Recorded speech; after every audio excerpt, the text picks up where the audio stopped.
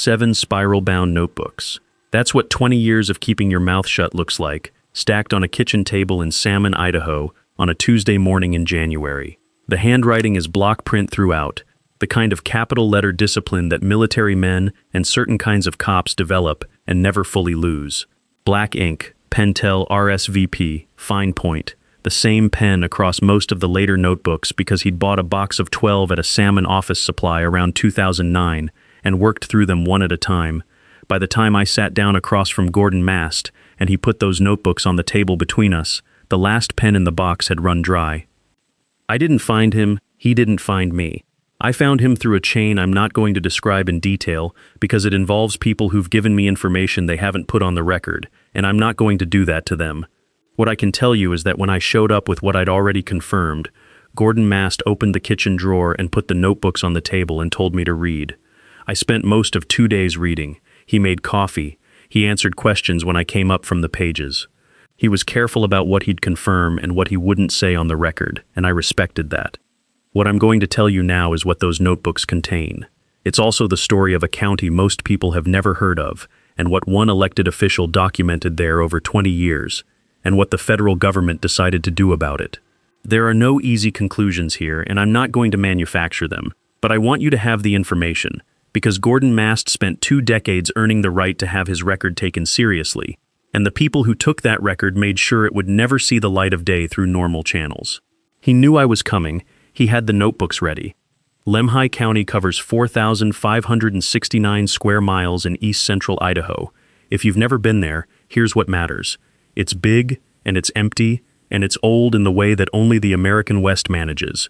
The county seat is Salmon, a town of about 3,000 people in the Salmon River Valley, sitting between the Lemhi Range to the west and the Bitterroot Range to the east. The Salmon River runs straight through town. Lewis and Clark crossed the Continental Divide on Lemhi Pass, which is in the county, in August of 1805, and they called the river of no return, because the current was too strong for canoes to come back upstream. You go in and you keep going. That's still accurate. The whole county has that quality. 8,000 people across 4,569 square miles. You do the math. There are ranches separated from each other by 30 miles of dirt roads that go to mud in April and ice in November. Cell service exists in Salmon, partially in Leadore and Patterson, and a couple of the other small communities. Out in the drainages, in the timber, in the national forest land north of the Lemhi River, there's nothing. No signal, no cell, no infrastructure. Just the mountains and the elk and whatever else has been living out there without anyone keeping records. Gordon Mast was first elected sheriff of Lemhi County in November of 1998. He was 41 years old.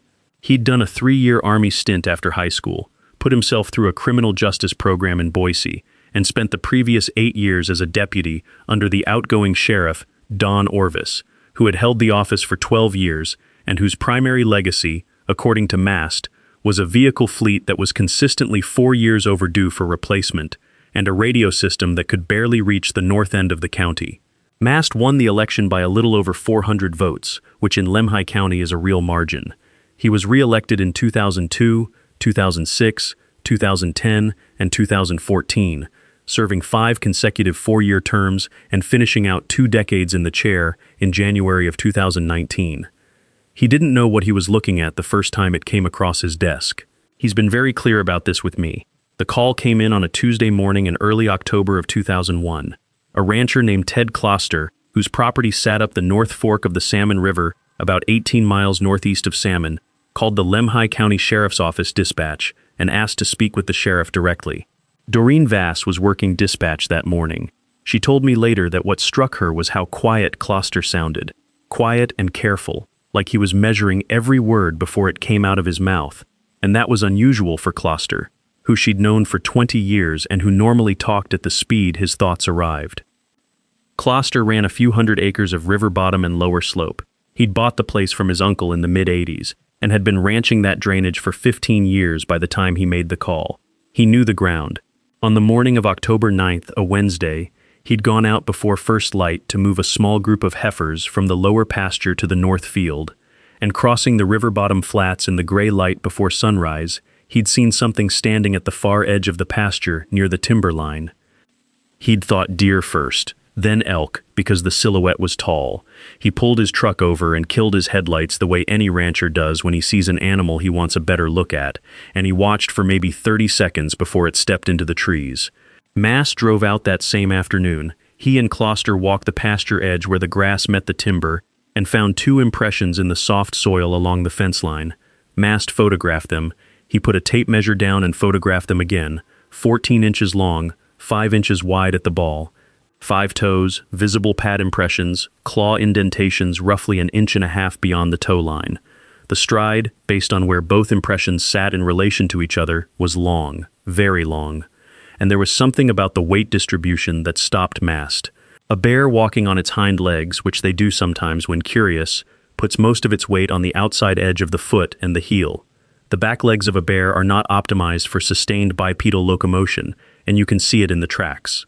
These impressions were centered, distributed the way a human foot distributes weight under normal sustained walking. Whatever left those impressions had been standing at rest at the edge of that pasture on 2 feet for long enough to leave 2 clean prints side by side, and whatever it was, the weight distribution said it was built for it. Closter's description, upright on 2 legs, didn't move like it was straining. The silhouette in the gray pre-dawn light was wrong for an elk, wrong for a bear. He hadn't seen a face. The distance was too great and the light was too poor for detail. What he'd seen was the shape, and the shape didn't fit anything in the county's documented large animal population. The head sat forward on a thick neck, the skull looked elongated. He couldn't say more than that. Mast filed the report. In the official system, he wrote it up as unidentified animal, possible large bear. That language fit the existing categories. But that same evening he drove to the pharmacy on Main Street in Salmon and bought a spiral-bound notebook, and that night he wrote down what Closter had actually told him. Not the official summary, the real account. The upright posture, the 2-point stance, the elongated skull, the way it stepped into the timber without hesitating. He told me he didn't know why he bought the notebook. He said it wasn't that he disbelieved the official explanation. It was more that the official explanation felt like a placeholder, a thing you write when you don't have the right category yet. He thought he might have the right category eventually, and he wanted to be ready for it. That was the first notebook. It would take 18 more years to fill 7 of them. In the weeks after the Closter visit, Mast did something he'd remember later as the most quietly consequential decision of his career. He drove out to the pasture alone on a Wednesday afternoon, without Closter, and spent an hour examining the fence line from a different angle. He wanted to see whether the tracks showed any evidence of approach, a trail through the pasture, a disturbance in the dew-wet grass, anything that would indicate the direction of travel before the thing stopped at the timber's edge. He found nothing in the pasture itself. The grass was resilient and the morning frosts had obscured whatever trace might have been there. But at the timber's edge, 20 feet south of the prints, he found something he'd missed on the first visit. 3 parallel scratches in the bark of a mature aspen, starting about 6 feet off the ground and running downward about 14 inches. The marks were fresh, the wood pale and clean where the bark had been displaced. They were deep enough to have required significant force.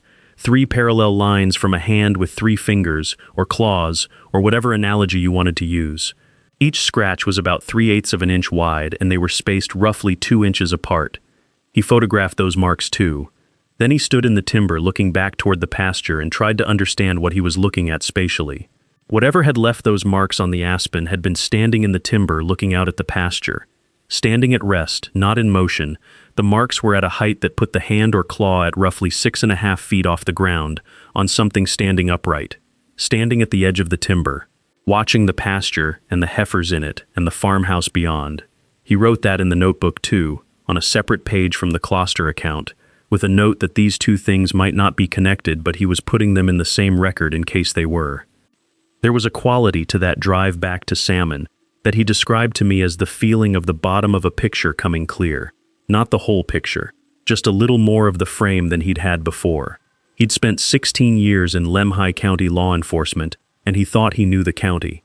What the afternoon at the Closter pasture told him was that there was an animal operating in this county that he hadn't known about, and if he hadn't known about it, and Don Orvis before him hadn't known about it, the question wasn't when it started.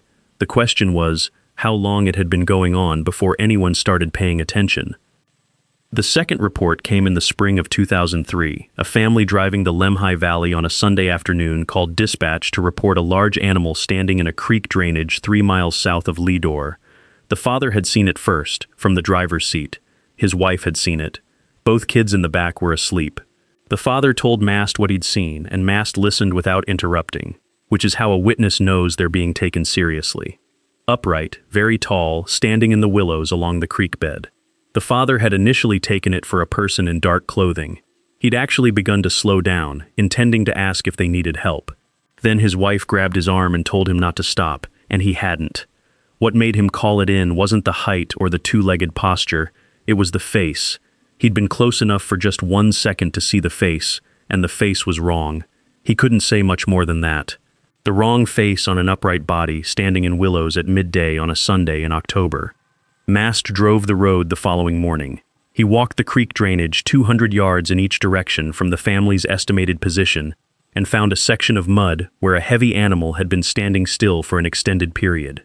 No clear impressions, the ground was too dense with root matter, but the mud had been compressed and displaced in a way that was consistent with significant weight concentrated on a small area.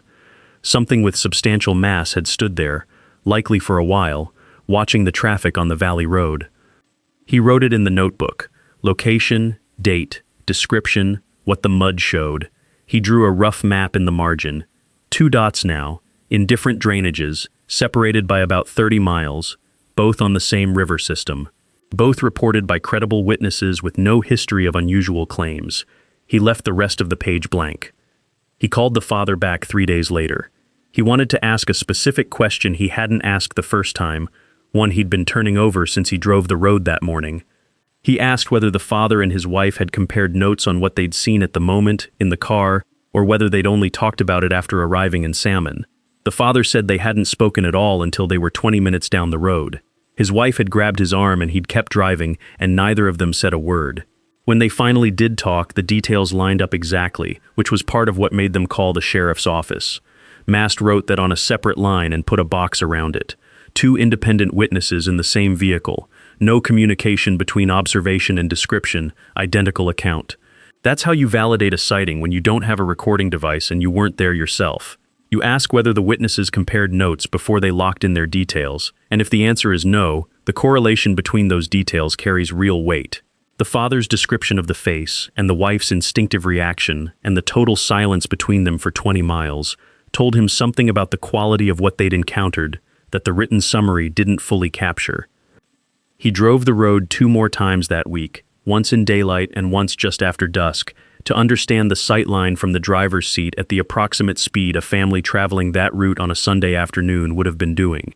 From behind the wheel at 40 miles an hour, a standing figure in the willows at creek's edge would be visible for roughly 4 seconds on the approach before the road's bend shifted the angle and the brush blocked the view. 4 seconds was enough. The father had said he'd begun to slow down, which would have extended that window. They'd had time to see what they saw clearly enough for both of them to react the same way and stay silent about it for 20 miles. The report that changed the shape of his thinking came from Ray DuPont. DuPont had been with the Lemhi County Sheriff's Office since 1995. 3 years before Mast was elected, he was the kind of deputy who knew every property boundary in the county, every access road, every family by 3 generations on both sides. He was reliable the way a well-maintained fence is reliable. He did his job without drama, and he said what he saw. Late October 2004, DuPont was running the county highway north of Salmon at about 10:30 at night when something crossed the road ahead of him. He was in the county expedition, high beams on. The animal was in the light for roughly 4 seconds at about 200 yards. It crossed from the east shoulder to the west shoulder in 4 or 5 strides and went into the timber. DuPont pulled over and sat for 2 minutes. Then he keyed the radio and said he was stopping to investigate at milepost 234 on US 93 northbound. He got out with his flashlight and walked the east shoulder. In the grass at the right-of-way edge, he found where it had stepped out, the grass pressed down in 2 places. On the west side, at the timber's edge, he found a partial impression in soft ground, 1 foot, 14 inches, roughly. He photographed it with his duty camera. He told Mast the next morning. He said it in the direct, clipped way he said everything. Upright, fast. The proportions were wrong for a human. too tall and the shoulders were too wide, and the head was too far forward on the neck. 4 seconds of full headlight illumination. He would not speculate beyond what those 4 seconds showed him, but he wanted the sheriff to hear him say this clearly. It wasn't a person, and it wasn't a bear. Mast wrote it in the notebook. Date, location, time, witness credentials, description, physical evidence. He drew another dot on the margin map. 3 now, all on the Salmon River drainage. Different years, same basic physical profile. He started going back through old incident logs after that. Not the archived case files, but the informal records. The scratch pads and call sheets and handwritten notes a small department generates continuously without always archiving properly. He found a few historical incidents. A rancher in the late 80s who'd called about a large upright animal near his cattle. Filed as a nuisance animal call, closed with no follow-up. A hiker in the early 90s who'd called from a payphone in Salmon, claiming something very large, had followed her on 2 legs through the national forest for about a mile. Logged as possible crank call, no investigation. He wasn't angry about those. There was no reason anyone would have looked at those old reports differently. No framework existed for treating them as anything other than what they appeared to be on the surface.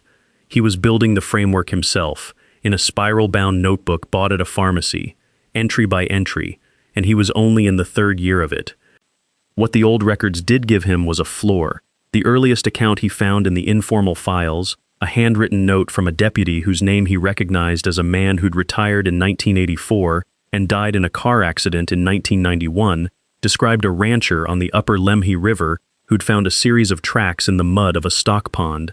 The note was dated the summer of 1979. The description was sparse, the deputy not being in the habit of detailed documentation, but the dimensions were there, 14 to 16 inches long, 5 toes. The deputy hadn't taken measurements himself, he'd taken the rancher's word for the size.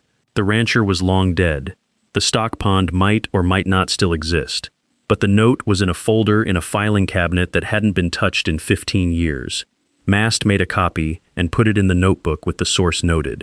1979. 22 years before the Closter report. If the account was genuine, and there was no obvious reason a deputy in a small county would invent a note for a closed file that nobody would ever read, then what Mast had started tracking wasn't new. It predated his time in the county. It predated Don Orvis's 12-year tenure.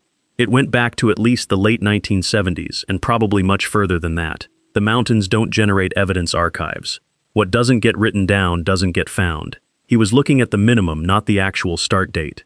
The actual start date was somewhere in the territory that had no records at all. In the spring of 2005, a call came in from a Forest Service road crew in the National Forest land north of Salmon, who'd been doing early-season pothole repair on a dirt access track.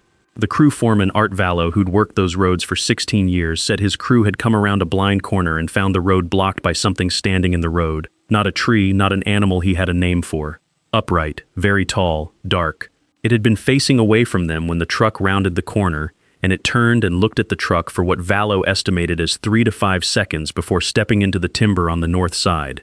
His 2 crew members in the cab with him had both seen it.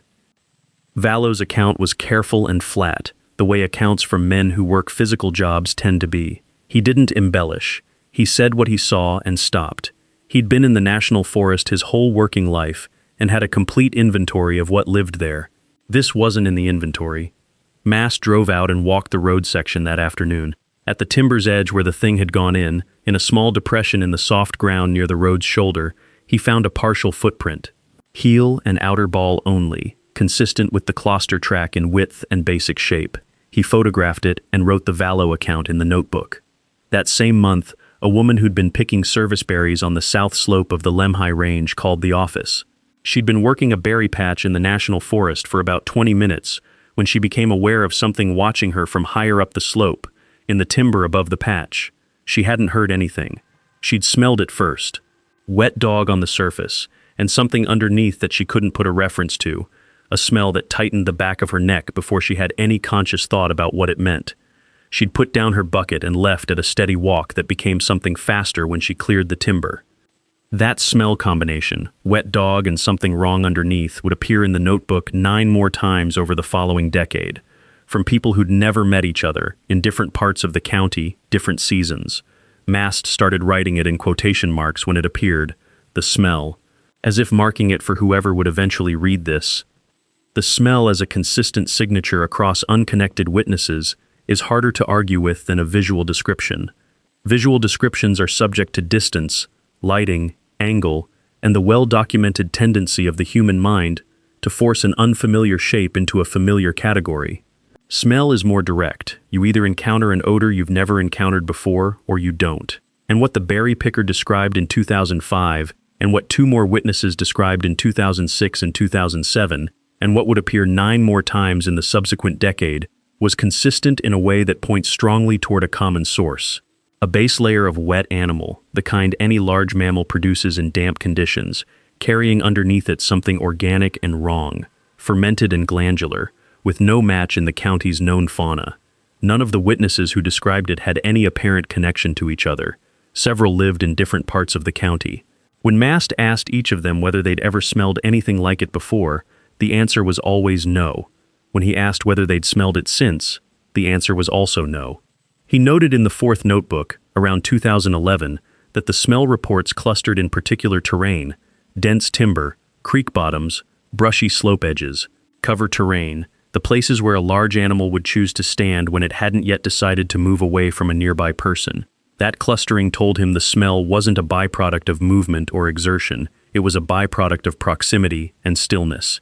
It was what you encountered when it had already been in your vicinity for longer than you were aware of. Several witnesses described smelling it before they saw or heard anything. The smell preceded the awareness, which meant the awareness came after the encounter had already begun. By 2006, the first notebook was full, and he'd started on the second. 17 entries, including the 2 historical ones. A hunter near the crest of the Lemhi range, who'd seen a shape he couldn't name against the skyline, the road crew account, the berry picker, a man driving a back road near Patterson after dark, who described an animal loping across the road ahead of him that was, in his words, running on 2 legs faster than anything should be able to run on 2 legs. He'd been doing about 30 miles an hour, and it had cleared the road in the time it took him to lift his foot from the gas. He sat in his truck on that road for 15 minutes before he drove home. These people didn't know each other. They lived in different parts of the county. They'd called at different times in different years through different channels. The consistent elements across all of them were simple: bipedal, large, wrong-shaped head, and indifferent to people in a way that was neither aggressive nor evasive. The behavior of an animal that doesn't consider you a threat.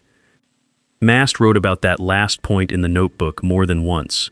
He'd spent his career reading animal behavior in a county where large predators were real and present. Bears, mountain lions, the wolves that had been reintroduced to central Idaho beginning in 1995 and had spread through the drainage by the early 2000s. All of those animals have clear behavioral signatures around humans. They charge, or they flee, or they make themselves known through some combination of the two. What the Lemhi County reports consistently described was different. Something that stood there, or crossed a road at its own pace, or moved parallel to a person through the brush without making any noise and without accelerating away. Something that had already made a decision about humans and had long ago arrived at indifference. That detail doesn't get more comfortable as the reports accumulate. The thing that people imagine when they think about a large cryptid is something aggressive and loud and charging. That's the bear frame, the mountain lion frame. What Mast documented was something closer to being assessed by a very large, very quiet intelligence that had decided you weren't worth its time, which is a different kind of thing to hold in your head. The incident that changed the nature of the investigation came in the fall of 2007, and I'm going to spend some time on it because the physical evidence here is harder to argue with than anything else in the first 5 notebooks. Phil Ory and his brother Dale had come up from Twin Falls to hunt elk in the mountains east of Salmon. They were experienced hunters, 9 years on the same outfitters camp, same side drainage of the Salmon River, same ground. They knew it. On the 3rd day of their hunt, they shot a bull elk late in the afternoon, a large animal, a 5x5 that went down fast in a steep-sided draw about 2 miles from camp. Too far to pack out before dark, so they dressed it, quartered it, hung the quarters and the back straps from a tree branch about 12 feet off the ground, and came back the next morning with their pack frames. Mast drove out with them the following day. He hiked the 2 miles from the trailhead with Phil and Dale, and when they came to the tree, he stopped about 30 yards out and looked at it for a while before saying anything. The rope was still there, run over the branch. The rope had been used to hoist the quarters, standard practice, and it was still tied to the branch on one end. The other end, the end that had been tied off to anchor the quarters, had been cut. Not frayed, not chewed, not broken under load. Cut cleanly, as if with a knife, about 6 feet off the ground. He said that to me twice when we talked about it. Not because he thought I'd missed it the first time, but because it still did something to him 15 years later to say it out loud. A rope cut 6 feet off the ground means it reached up a hand and cut it. An animal with a hand and the knowledge to use it. That's not scavenging. That's deliberate action with a specific purpose. On the ground below the tree, in a section of muddy earth near the small creek that ran through the draw, they found 3 clear footprints. Mast had his camera, and he photographed them from every angle. Same general shape as the Closter prints from 2001. Same basic dimensions, 14 to 15 inches long, but the depth was different. The heel impression on the clearest track went a full inch into mud that Mast's own boot barely marked. He did rough calculations later, at his desk in the salmon office. Soil displacement under load is imprecise, he knew that. There are too many variables, soil moisture and composition and the distribution of weight during a stride. But the number he kept arriving at was somewhere between 400 and 600 pounds, and he ran it several times from different angles trying to bring it down. He couldn't. Something that weighed between 400 and 600 pounds that stood and moved on 2 feet had taken 400 pounds of hung elk down from a tree and carried it out of the drainage without leaving a drag trail. He walked the surrounding ground carefully. He went 50 yards in every direction from the tree, looking for where the elk had been dragged. There was nothing. Whatever left with that meat carried it. Phil Orey had a plaster casting kit in his pack. A lot of experienced Idaho hunters carry them. They cast the 3 best impressions, and Mast took 2 of the casts. He has one of them on a shelf in his garage in Salmon. He described it to me. Wide heel, 5 distinct toes, clear claw marks extending about 1.5 inches past the toe line, the arch pronounced and high in a way that's different from a bear's flat-footed plantigrade print. He drove back to Salmon and sat at his desk for a while without doing anything. Then he opened the 3rd notebook and started writing. The entry from that night is the longest in the first 3 books. He wrote everything: the scene, the rope, the impressions, the cast, the weight estimate, the absence of a drag trail. Then he wrote a paragraph he doesn't write in any other entry, which tend to be factual and clipped. He wrote, "I need to be honest with what the physical evidence at this site is telling me. It is telling me that something very large and capable of deliberate action was at this camp. I am no longer asking whether something is out here. The evidence answers that. What I need to understand now is what it is, how many, and what my responsibility is." He didn't answer those questions that night. He spent 11 more years adding to the answer. The fall of 2007 produced 2 other reports worth noting. A rancher near Patterson found a calf missing from a fenced pasture, with no gate left open, and no evidence of coyote predation. The top strand of fencing was bent inward at one point. A depression that suggested significant weight had come over from the outside and landed on the wire. Not the scrambling tear of something forcing its way through, but a clean downward depression like something had put a hand on the top wire and stepped over. The other report came from a road crew supervisor for the Idaho Transportation Department who'd been doing an early morning road assessment east of Salmon and saw something in his headlights he couldn't explain. He called the LCSO because he didn't know who else to call. Mast went out and met with him. That account went in the notebook. The following spring brought a report from a rancher in the Possumoroy drainage that Mast would later call the most systematically unusual account in the first 5 notebooks. Not because of what the man had seen, but because of what he'd worked out over 3 elk seasons. The rancher, who ran cattle on the east side of the Lemhi Range in the upper Possumoroy Valley, had noticed that the elk in the canyon above his property were consistently gone from their late fall grazing ground beginning in early October. Not because of hunting pressure, which he knew the patterns of as well as he knew his own pasture, and not because of wolf activity, which by 2006 was documented in the region and produced a recognizable signature of scattered carcasses and fractured herd behavior in the survivors. The elk simply vacated terrain they'd used reliably for the 20-odd years he'd been running cattle in that valley. They were there in September and not there in October, and they came back in December when rifle season was finished. He'd assumed weather the first year and coincidence the second. The 3rd consecutive year made him call the sheriff's office. He'd gone up into the canyon in late October 2007 with his son to look at the empty grazing ground directly. In 3 separate meadows across the upper drainage, they found depressions in the earth. Large, roughly oval, 6 to 8 feet across, the soil compressed and disturbed in a way that didn't correspond to any bedding pattern he'd seen from elk, deer, or cattle in 40 years of ranching. The grass surrounding the depressions had been pushed down in irregular paths that radiated outward and then simply stopped, not at a tree line or a water source but in the open, as if whatever had made them departed in a direction that left no further ground sign. At the edge of the second depression on the uphill side, there was a single mark in the soil, a heel impression, roughly 8 inches across at the widest point, pressed into the hard, compacted earth of the meadow floor to a depth the rancher's son measured with a pocket knife blade laid flat at just over 2 inches.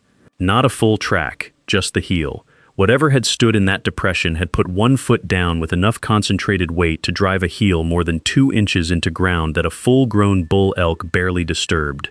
Mass drove up to the Pasameroy the following weekend.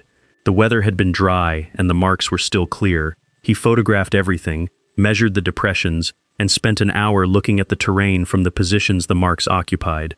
The meadows sat above the tree line at roughly 7,000 feet, with long sight lines down into the canyon and out across the valley. You could see a significant portion of the elk migration corridor from where those depressions were. He wrote in the notebook, observation positions. High, open, overlooking primary elk travel route. This is not random rest behavior. He added a cluster of dots to the margin map, east side of the Lemhi range, Pasameroy drainage, and drew a line connecting them to the national forest land north of the Lemhi River, where several earlier reports had originated. The dots were starting to show topology. I want to give you a sense of what accumulation looks like, because when you tell this story in the usual way, with dramatic incidents and confrontations, you lose what's actually most significant about what Gordon Mast built over 20 years. What he built was a pattern, not a monster, a pattern. Dozens of unconnected witnesses across a specific geography, over 2 decades, describing the same physical characteristics with the consistency that you only get from something real. The accounts don't vary randomly the way fabricated accounts do. They vary along the expected axis, the distance from the witness to the subject, the light conditions, the duration of observation. Everything that should matter to the quality of a sighting affects the quality of the description. Everything that shouldn't matter doesn't. That's what a real pattern looks like when you've been collecting them long enough to see it. Between 2008 and 2011, the notebooks accumulated steadily. A snowmobile rider on an early season run through the high country above Lidor encountered an animal in February 2009, which was significant simply because of the time of year. Most of Mast's other reports came in the September through November and May windows. This one was February. Whatever it was, it hadn't gone anywhere for the winter. The rider, a man in his 40s from Salmon, who'd been running that same high country route for 12 years, saw something cross a snow-covered meadow ahead of him at a distance he estimated as about 300 yards. Upright, on 2 legs, moving fast across the snow. In the white meadow with the tree line dark behind it, the silhouette was clear. He stopped his machine and watched it reach the timber and disappear. Then he turned around and came home and called the sheriff's office and told the deputy who took the call that he wasn't sure who he should be talking to, but he needed to tell someone. Mast drove out the next day. Snow conditions in the meadow had been good, and the crossing tracks were preserved. He walked them with a measuring tape. The prints were 14 inches long. The stride length was approximately 5 feet, which is a very long stride for any biped, and the depth in the snow was consistent with significant weight. He photographed the entire crossing, about 40 prints in total, the longest photographic record of a track sequence in any of the 7 notebooks. The February account went in the 5th notebook with a note in the margin: year-round presence in the high country, not seasonal. A fishing guide on the Salmon River reported an encounter in June 2010 that was unusual in its proximity to town. The guide, whose drift boat business put him on the river 6 days a week in the fishing season, had been checking a gravel bar at the bend of the river about 3 miles north of Salmon just after first light, scouting for the morning's float. In the soft silt at the edge of the gravel bar, where the high water had deposited a strip of fine sediment before dropping, he found a series of tracks. 7 prints, bipedal, coming down the bar from the timber's edge, then returning. 14 inches, consistent depth, consistent stride. The prints were fresh, left within the last few hours, the edges still sharp in the silt. He had a cell phone but no signal, and came directly to the office when he got back to Salmon. Mast drove out with him before 10 in the morning. The prints were still there, undisturbed by the light morning wind that hadn't reached the sheltered bar. Whatever it was had come down to the river in the dark, walked perhaps 50 feet along the gravel bar, and gone back into the timber the way it came. He made casts of 2 of the prints with the plaster kit he now carried in the truck as standard equipment. The gravel bar was 3 miles from the nearest house. It was also 3 miles from the center of a county seat of 3,000 people, which is not remote by any standard in Lemhi County, but is remote enough for something that knows how to move at night without being seen. Mast wrote in the notebook that night, "This is not about deep wilderness access. This is about comfort in proximity to settled areas. Whatever is operating in this drainage isn't avoiding human settlement as a primary objective. It's moving through the territory according to its own schedule. We happen to be in the territory."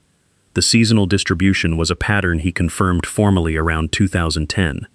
He spread all 4 notebooks open on his desk at home one November evening and looked at the date column running down the left margin of each entry. The reports clustered in 2 windows, September through November, which is bow and rifle elk season, and May through early June.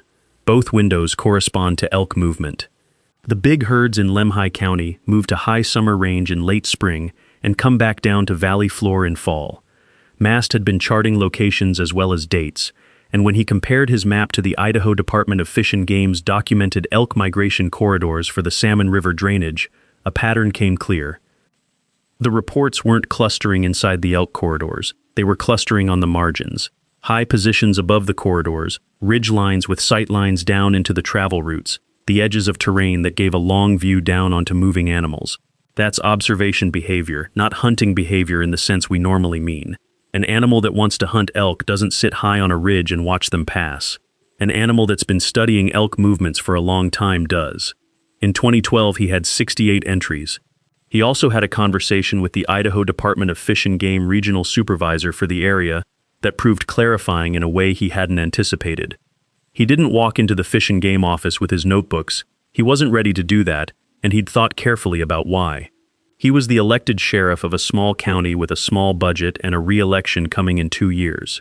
7 notebooks of unofficial handwritten reports about an animal without a name in the wildlife taxonomy was not a conversation he could have in official capacity without consequences he couldn't fully predict. So he went indirect. He sat across from the Fish and Game supervisor and asked, in the most neutral language he could manage, whether the department had received any unusual large animal reports from Lemhi County over the past several years, reports that didn't fit existing species categories. The supervisor looked at him for a moment. Then he said he wasn't aware of anything like that. Then he said, and Mast wrote this down almost verbatim that evening, "Gordon, if you're asking what I think you're asking, I've been informally briefed on certain matters, and the briefing came with very clear instruction that those matters aren't for discussion in my official capacity. And that's all I'm going to say about it." Mast thanked him and left. He wrote the conversation in the 4th notebook that night. He underlined the phrase informally briefed twice. Doug Hewitt came to the sheriff's office in Salmon in September of 2013. He was a wildlife biologist working for the Salmon Chalice National Forest in the Salmon Ranger District, 3 years in the position, 34 years old. He had the look, Mast said, of a man who'd been carrying a weight he didn't know how to put down. Hewitt had been doing a solo backcountry survey north of the Lemhi River in late August, working a ridgeline at about 8,000 feet, taking sign counts for elk and mule deer. He'd been doing this kind of work for a decade. He was comfortable alone in the backcountry. At around 4 in the afternoon, descending a steep side slope through mature conifers, he noticed the birds had stopped. Not the gradual quiet of late afternoon. A sudden drop, the kind that happens when a large animal enters a space uninvited. He stopped and stood still. He could hear his own breathing. Movement to his left. Uphill, maybe 40 feet into the timber. He turned. Nothing, for a moment. Just trees and the long afternoon light, cutting through the canopy in strips. Then it stepped partially out from behind a large ponderosa pine. Not all the way out, one shoulder and one side, visible to the edge of the tree, upright. The shoulder was above the 5-foot mark on that pine, and Hewitt knew that tree. He'd been standing next to it minutes before, and had brushed it with his shoulder, which put his mark at his own 5'10". The shoulder he was now looking at was 8 inches above that. The fur was dark, a reddish brown that looked almost black in the shadow. The head was visible above the shoulder, elongated muzzle, high-set ears that were oriented toward him. The ears had the cupped quality of an animal's ear-collecting sound, but they sat high and forward on the skull in a configuration that wasn't right for any of the large predators Hewitt had studied. It stood there for about 15 seconds. It didn't move, and it didn't make any sound. It was looking at him. Then it stepped back into the timber, slowly, with a deliberate quality that had nothing in it of panic or flight. It went because it chose to go. Hewitt stood on that slope for several minutes after it disappeared. Then he descended to his trailhead and drove back to Salmon. He spent 3 days writing a detailed report that he filed through the Forest Service internal reporting system. 6 weeks later, he was told by his supervisor that the report had been forwarded to the Salmon Chalice Regional Office in Ogden, Utah, and that he should consider the matter under review and not discuss the contents with outside agencies. He found Mast because he needed to tell someone outside the Forest Service who had no obvious stake in keeping things quiet. Mast listened for 40 minutes. He asked clarifying questions. Then he asked one question he'd started asking every witness after a certain point, somewhere around the 6th year of the notebooks. He asked, when it stepped back into the trees, "Did it look back at you?" Hewitt said yes, once, before it disappeared completely. It had turned its head and looked directly at him for 2 or 3 seconds, not a prey animal's panicked backward glance. The measured, deliberate look back of something that wanted to confirm you'd received the message it was sending. He asked Hewitt to describe that look as specifically as he could, and Hewitt took a moment before answering. He said the expression, if that was the right word for it, was neutral. It wasn't the hard stare of a territorial predator. It wasn't the brief panicked glance of something trying to keep track of a threat while it fled.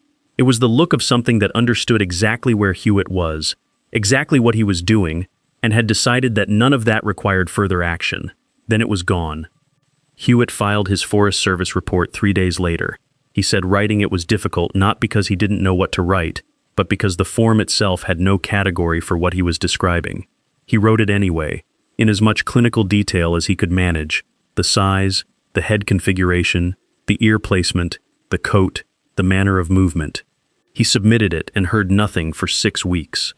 When his supervisor told him the report had been forwarded to the regional office and that he should consider the matter under review and not discuss it externally, Hewitt said his first reaction was close to relief. Not because he'd been asking for anything to be done. He hadn't. He just needed the report to go somewhere besides his own desk. He needed someone in the institutional framework to be aware of it. Whether they did anything with it was secondary. He found Mast because the institutional framework, it turned out, had been aware of things in Lemhi County for a while and had been very quiet about it, and Mast seemed like the right person to talk to next. Mast had been tracking the looking back detail separately since around 2008. He'd started noting it as a distinct data point after several witnesses used similar language to describe it. Not all of them mentioned it, but enough did, consistently enough, that he'd begun writing it in the margin in red ink when it appeared, so he could find it later. The looking back. Not the first look when the thing was standing still and examining the witness. The second look, at the moment of departure when it was already in motion and chose to turn and look again before going. Something in that second look, in its timing and its quality, was significant to him, though he told me he couldn't articulate precisely what it meant. It was the behavior of something that knew what looking at a person communicated and chose to do it at a specific moment. The Lion Creek incident came in July of 2015. Leon Birch was a long-haul driver out of Elko, Nevada, who had been running US 93 northbound in the early hours of a Tuesday morning. 22 years behind the wheel, commercial license, full medical compliance. He was 5 hours into a rest-adjusted shift and had 4 hours left to his scheduled break stop. He was not tired. He had been awake since 3 in the morning and was fully alert. The high beams on a loaded semi illuminate differently than car headlights. Higher angle, greater range. Birch had about a quarter mile of visibility on the straight section of US 93 north of Salmon, near the mouth of Lion Creek, and he had the thing in his lights for 12 seconds before he reached it. It was standing in the northbound lane, facing east, and the high beams caught it at chest level, which put the chest at or near the height of a standard semi-cab. It crossed the road and went down the embankment into the brush along the river in the last 2 or 3 seconds before he passed the spot. He pulled the truck onto the shoulder and sat there for a while with the engine running. Then he called the Lemhi County Sheriff's Office because he didn't know what else to do. Mast drove out. He met Birch at the shoulder near Lion Creek. Birch had 22 years of road experience reading obstacles and headlights at speed, and he gave Mast a description built on truck cab references, which Mast was able to convert to actual dimensions. The figure had been approximately 7 feet and 6 inches tall. The head sat forward on a thick neck. The muzzle was pronounced, elongated, with the forward taper of a canine skull. The eyes had caught the headlights at a particular angle, and Birch noted the color, which is unusual. He said amber, not the green or white eye shine that deer and most predators return in headlights, which is a reflective tapetum bouncing light back. Amber, a color of its own, visible because the eyes were large enough to register a color reading in the headlight beam even at distance. The arms, and Birch used that word without pausing, hung at its sides during the crossing, and the swing of them was wrong. The forearm was too long, maybe 6 inches more than the correct proportion for the overall frame. He noticed it because the swing was off during the stride, the way you notice when someone's gait is subtly wrong. Birch said he hadn't felt afraid, and that was the part of the account that Mast kept coming back to when he wrote it up. Birch described the moment when the thing crossed and turned its head to look at the truck as a moment of being recognized, not threat assessed, recognized, the way you recognize someone you've seen before and acknowledge it and move on. It had looked at the truck, at Birch behind the glass, and then it had gone down the embankment, and what Birch felt watching it go was not the relief of a threat departing. It was a different kind of weight entirely. He used the word acknowledgement. He said it felt like being acknowledged. Mast wrote 6 pages on the Birch encounter, more than any other single entry in the notebooks. He wrote about Birch's experience base and the quality of the sighting. He wrote about the amber eyeshine and what taxonomic significance that might or might not have. He wrote about the arm proportions and the head configuration and the lack of evasive behavior in the crossing. He noted the location on his margin map, north of Salmon on US 93, near Lion Creek, a drainage that comes down from the national forest land west of the highway. That drainage connects, several miles back into the mountains, to the national forest terrain north of the Lemhi River that had produced several other entries in the earlier notebooks. The dots were starting to show topology. By 2016, Mast had 91 entries across 6 notebooks covering 15 years. He'd started keeping 2 additional running lists in the back of the 6th notebook. One was the seasonal distribution, dates plotted against the month, which showed the same 2-window clustering he'd identified in 2010. The other was the looking back list, 19 entries on that list by 2016, about 1 in 5 of the total. Witnesses who described the subject turning to look back at them at the moment of departure. He couldn't make a formal analysis from it. He was a county sheriff with a high school diploma and a criminal justice certificate, not a wildlife biologist or a behavioral ecologist, but 19 cases was too many to be noise. He'd also, by 2016, developed a rough picture of the geographic range involved. His margin maps, accumulated across 6 notebooks and then transferred to a county topo map he'd pinned to a wall in his home office, showed the highest density of reports in 3 connected areas: the North Fork Salmon Drainage, northeast of Salmon, the Upper Passimaroy Drainage along the east side of the Lemhi Range, and the National Forest Land north of the Lemhi River Valley. All 3 of those areas are remote. All 3 hold significant elk populations. And all 3 connect through high-elevation ridgeline corridors and the branching drainages of the Salmon River system to the Frank Church River of no-return wilderness. The Frank Church is 2.3 million acres, the largest wilderness area in the contiguous United States. No roads, no permanent human habitation, no access without significant effort. If an animal that size was using those mountains as a base range and moving out into Lemhi County through the connecting drainages, it would have an essentially unlimited backcountry to retreat into, terrain where no one would ever count it, map it, or know it was there. Mast noted this in the 6th notebook without drawing a formal conclusion. He wrote, "The range behavior, if that's what I'm mapping, is consistent with an animal moving between high-elevation base territory and lower-elevation feeding grounds along the same corridors elk use. The Frank Church to the south and west is the logical base. The Lemhi drainages are the feeding margin." What the completed map showed, by 2016, was not a random scatter of incident locations. It was a territory. A defined range with the internal logic of a large predator's home range, the kind of spatial pattern that wildlife biologists map for wolf packs and grizzly bears, a core zone, a peripheral feeding margin, a set of transit corridors between them. The scale was consistent with what you'd expect for an apex predator with significant caloric requirements operating in terrain this size. What was unusual, and what he noted explicitly in the sixth notebook, was the stability of those boundaries over time. The incidents weren't spreading. The same geographic footprint that had produced the Closter report in 2001 was producing reports in 2015. The North Fork salmon drainage, the Upper Possimiroy, the national forest land north of the Lemhi River. The outer edge of the pattern hadn't moved in 15 years of documentation. An introduced predator expanding its range shows a frontier that moves outward year over year. A long-resident animal using established territory shows boundaries that hold. What Mast's map showed was stability. Whatever he was documenting had been in exactly that range for the entire duration of his record, and if the 1979 deputy's note was any indication, likely for several decades before that. He also wrote down, in the sixth notebook, a secondary pattern he'd been reluctant to formalize until he had enough data to support it. The incidents in settled areas or near road corridors, including the fishing guide's gravel bar 3 miles from Salmon, the family encounter near Letador, the DuPont crossing on US 93, and the Birch semi-crossing near Lion Creek, had all occurred in low-light conditions. Pre-dawn, post-dusk, dead of night. The incidents in remote terrain, including the Closter pasture, the Ori elk camp in the Draw, and the Hewitt Ridgeline in the National Forest, occurred at all hours including full midday. The Possimiroy observation meadows, based on the condition of the depressions when he'd visited, had been used in early morning. The difference wasn't boldness or caution in any simple sense. It was precision, lower visibility as a specific condition for approaching settled areas and road corridors, disregarded when terrain provided cover at any hour. The animal wasn't afraid of people. It was managing when and where people could see it. Those are different things. He didn't say what he thought was feeding there. He still didn't when he talked to me.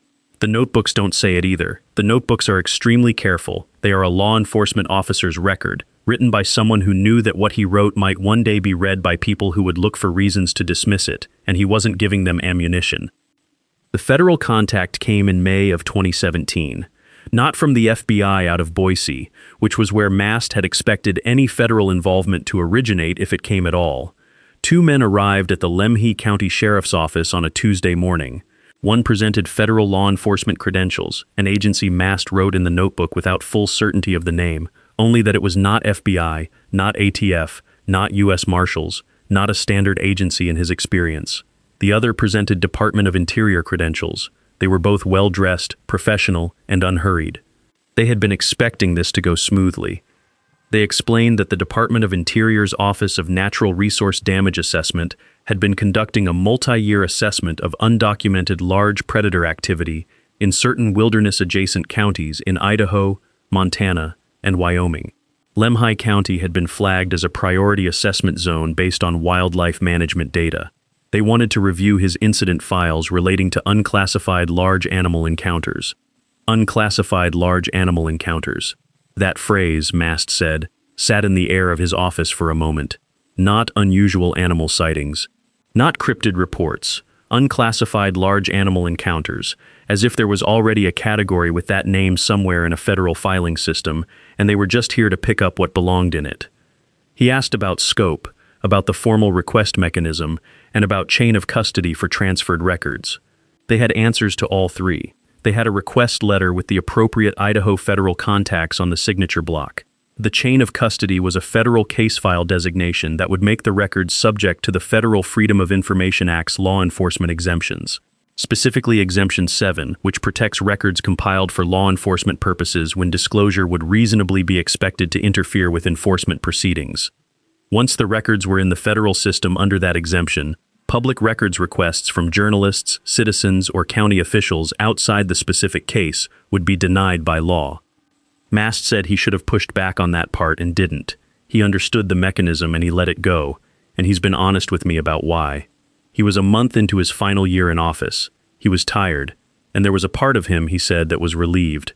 He'd spent 19 years carrying a record that had no home in any official system, and the prospect of it being somewhere official, even inaccessibly official, felt like a transfer of weight he hadn't known he wanted to put down. He transferred the official incident records. All the formal reports from the past 16 years that existed in the El Ceso's system, the written statements, the site photographs, the official case numbers. He gave them physical copies and walked them through the digital system to pull the responsive files directly. The whole thing took most of the morning. What he didn't transfer were the 7 notebooks. They weren't official records. They'd been purchased with his own money, written during his own time, and stored in a drawer at his house rather than in the office. They contained his own observations, analysis, margin maps, and running lists. They were not filed in any official system and were not responsive to the records request as submitted. Nobody asked about them. He doesn't know whether that was because they didn't know the notebooks existed, or because they did know and had decided the notebooks were outside the scope of what they were authorized to collect. Before they left, the federal law enforcement agent gave Mast a contact card and told him that the assessment was ongoing and that Mast should continue routing any relevant new reports through standard processes. He should not, the agent said, discuss the assessment or its subject matter with outside parties. Not a threat, a professional notice, delivered in the same neutral tone as everything else they'd said all morning. Mast watched their rental car pull out of the ELSO parking lot. He stood in the doorway for a while. Then he went back inside and sat at his desk and looked at the wall where he'd thumbtacked a county map. He took it down that same afternoon and put it in a drawer, not because he was done with it, but because he didn't want it on the wall anymore. The map had been part of the working record, a visual index of what the notebooks documented, and keeping it visible had been a small daily act of insisting on the reality of what he'd built. With the official records now in a federal exemption system designed to make them permanently inaccessible, the map on the wall felt like a claim he no longer had the standing to make. He put it away. The 3 months that followed he described to me as professional deflation. Not depression and not anger, but the particular flatness that settles on a person who has completed a large piece of work and had the results taken out of their hands before anything could be done with them. He still had the notebooks, he still came home to them in the evenings, but the motivating logic of the documentation had shifted in a way he hadn't anticipated. He'd been building a record in part because records eventually go somewhere. Official records go into systems, and systems produce responses. The federal visit had demonstrated very clearly what the system's response to records of this particular kind was. He wasn't sure what you built toward after learning that. What pulled him out of it was a conversation in the spring of 2018 at a diner in Salmon with a retired Idaho State Police investigator he'd known since the late 90s. The man had heard, through the informal network that connects small state law enforcement professionals long after they've left their agencies, that the ELSO had received some kind of federal records visit the previous year. He asked about it over coffee in an uncurious way, the way you ask about something you already have the rough shape of. Mast gave him a neutral answer about a routine wildlife assessment. The retired investigator nodded and then said something that Mast wrote in the 7th notebook that same evening, almost verbatim. Records don't disappear, they get moved. And anything that gets moved that carefully usually gets moved because someone knows it can be found again, and that bothers them. He'd meant it as a general observation from 40 years in law enforcement, the kind of thing that becomes obvious after you've watched enough material change hands. Mast drove home and wrote it down. He sat with it for several days. It was the first thing in the month since the federal visit that felt like a direction. He finished out his final year and a half in office. A few more reports came in, which went into the 7th and last notebook. A hunter who'd found a large oval depression in dried grass at the edge of a meadow, about 8 feet across, the grass pressed flat in a circular pattern that wasn't consistent with elk or deer bedding. A woman hiking a national forest trail who'd heard an animal moving parallel to her on a slope above the trail for nearly a mile before it stopped. She hadn't seen it, but she'd smelled it, and the smell she described was the same combination that had appeared in the notebook 4 or 5 times over the years: wet dog on the surface and a sourness underneath she had no name for. She described it the same way a woman had described it back in 2005, and I checked that. The entry from 2005 uses almost the same words. He retired in January 2019. He moved into a smaller house near the river. He bought a good fishing rod. He started reading more. He thought about the notebooks every day. For almost 2 years, he thought about what to do with them. His hesitation wasn't about the material. He had no doubt about what he'd documented. His hesitation was about what documentation does and doesn't accomplish when the mechanism for acting on it has been removed. He'd spent 20 years building a record, and 4 months watching it disappear into a federal exemption. Another notebook, even one this thorough, was just another thing that could be picked up and put somewhere dark. What changed his mind, he told me, was age. He was in his early 60s by then. The notebooks were in a drawer in the spare room. If he died, they were gone, and he'd have spent 20 years learning things that nobody ever got to know. That felt wrong in a specific way that got harder to sit with as time passed. When I came to him, I came with enough verified background that he could tell I'd done real work. I knew about the FOIA exemptions. I'd already filed 3 requests related to federal wildlife assessment programs in Idaho and gotten 2 denials and 1 response redacted beyond utility. I knew about the Salmon Chalice National Forest's quiet. I knew enough. He put the notebooks on the table. I spent most of 2 days with them. He confirmed the Ori elk camp, the rope, the track casts, the weight estimate. He confirmed the Hewitt encounter, including the looking back detail. He confirmed Birch. He declined to confirm 3 accounts from witnesses who hadn't consented to be named, and I respected that entirely.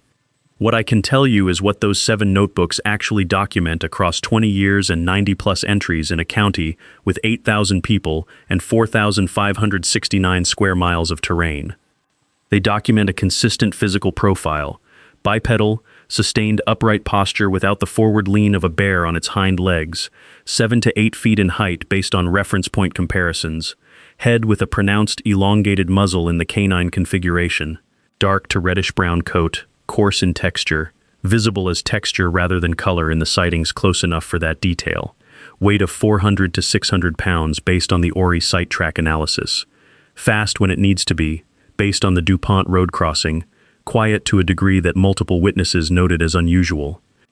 They document a geographic pattern entirely consistent with large mammal range behavior, specific drainages, movement correlated with elk migration, elevated observation positions on ridgelines, the behavior of an animal that has occupied specific territory for a long time. They document 19 separate accounts, roughly 1 in 5 of the total, where the subject turned and looked back at the witness at the moment of departure. Mast never made a formal behavioral claim about that detail, but he tracked it for 15 years, and that means he thought it mattered. The notebooks do not speculate about what the thing is. That's not their function. The thing doesn't have a name in the LCO's official system, and it doesn't have one in Mast's handwritten record either. It has a physical description, a geographic distribution, a behavioral signature, and a seasonal pattern. What it is, someone else is going to have to determine. The official records are sealed under FOIA Exemption 7. I've filed 4 federal requests related to the Department of Interior's wildlife assessment programs in Idaho and adjacent states between 2015 and 2020. 3 came back denied. The 4th came back with redactions so extensive the pages were essentially black. If you look at the Idaho Public Records System, the Lemhi County Sheriff's Office shows no unusual wildlife assessment activity in 2017. The 2 men who came to Mast's office didn't come through any channel that left a public record. The Salmon Chalice National Forest shows no unusual predator assessment activity in the relevant period. The Idaho Department of Fish and Game has no public record of any informal briefing on undocumented large predator activity in Lemhi County. Doug Hewitt's Forest Service report, the one he filed in 2013 and was told had been forwarded to the regional office in Ogden, does not appear in any public records index I've been able to access. After the 3rd FOIA denial, I spent several weeks trying to locate witnesses whose first names had survived the redactions in the 4th response. Names Mast couldn't share directly because those people hadn't consented. 3 of them agreed to phone calls on the condition I wouldn't publish identifying information. The first was a retired Forest Service worker from the Pasameroy drainage. He told me he'd filed a report with the district office in 2009 and received a follow-up call within the week from someone at the regional level he'd never spoken with before. He described the call as polite and brief. His report would be forwarded to the appropriate department. He never heard anything further. When I asked what he'd reported, he said 1 track, in a creek bed, 14 inches across, pressed a full 1.5 inches into soft clay. He'd photographed it on his phone and deleted the photograph on his wife's advice, he said, because the follow-up call bothered her considerably more than the track itself had. The second was a woman who had owned acreage backing up to the North Fork drainage in the early 2000s. She'd reported nighttime disturbances to the sheriff's office twice in 2003, sounds she described as heavy movement through the tree line, and a smell she had no word for. A deputy came out both times. Both times, nothing visible. She sold the property in 2006 and moved to Boise. When I asked if she regretted the sale, she laughed once, short, and said not even a little. The third wouldn't talk, left 1 voicemail, said he had nothing to say about Lemhi County, and asked me not to call again. The 7 notebooks are in a secure location that is not Gordon Mast's spare room anymore. Before I left Salmon, we agreed on a process for the information they contain. I want to be accurate about what I know and what I'm presenting. I know Gordon Mast spent 20 years as an elected law enforcement official in Lemhi County and kept a meticulous personal record of encounter reports from credible witnesses. I know 2 federal agents took his official records in May 2017 under a FOIA exemption that makes them inaccessible to the public. I know the notebooks contain physical evidence documentation from at least 2 sites that, if the materials are genuine and the measurements are accurate, describe an animal of unusual size and capability operating in a specific region of central Idaho. I know that at least one Idaho Fish and Game supervisor had been informally briefed on something in this county and told he couldn't discuss it. What I don't know is what it is. Mast doesn't say, and I won't either. The last entry in the 7th notebook is dated October 14, 2018. 2 weeks before Mast turned in his badge for the last time, he wrote 1 paragraph, and it's the only entry in 20 years that reads like he was writing for someone other than himself. He wrote, "I don't think this county is unique. I think whatever is in these mountains uses the Frank Church the way I use my house. You go home to sleep. You go out when you need to. The difference is that its home is 2.3 million acres, with no roads and no people, which means it has been doing whatever it does for a very long time without anyone counting it or knowing it's there, which raises a question I've never been able to answer. If something that large and that consistent in its behavior has been operating in central Idaho for decades, with documented evidence and multiple credible witnesses, and now a sealed federal record, what is the arrangement? Is there an arrangement? And if there is, who made it?" He underlined that last sentence. Then he put the pen down and closed the notebook for the last time and drove to the office for the last 2 weeks of his career. I keep coming back to that question. What is the arrangement and who made it?